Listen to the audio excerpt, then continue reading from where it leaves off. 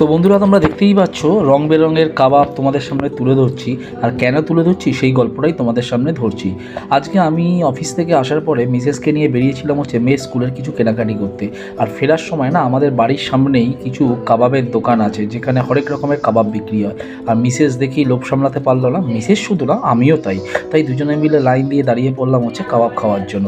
বিভিন্ন রকম হরিয়ালি, তারপরে লাল কাবাব, তারপরে অনেক রকমের, অনেক নামও জানি না। আর এত সুন্দর লাগছে না, তোমাদের হয়তো অনেকেই দেখেই ভিডিওটা জল চলে আসবে। স্বাভাবিকভাবে আমিও যখন এরকম ভিডিও দেখি আমাদেরও মুখে জল চলে আসে। তাই নিয়ে নিলাম 4টে স্টিক। এক একটা স্টিকের দাম ছিল 20 টাকা করে। আর খেতে ছিল অপূর্ব। আর তোমাদেরকে একটু দেখিয়ে খাচ্ছি, ভিডিওটা করার জন্য। এরকম ভেবো না যে তোমাদেরকে লোভ দেখাবার জন্য খাচ্ছি, একদমই নয়। তো যাই হোক, দুজনে খুব তৃপ্তি ভরে খেলাম। ও 2টো স্টিক খেলাম, আমি 2টো স্টিক খেলাম। এবং মাঝে মাঝে এরকম সবাই মিলে বেরিয়ে না খেতে ভালোই লাগে। কেমন লাগলো ভিডিওটা অতি অবশ্যই জানিও। আজকের মতো বিদায় নিচ্ছি, টাটা।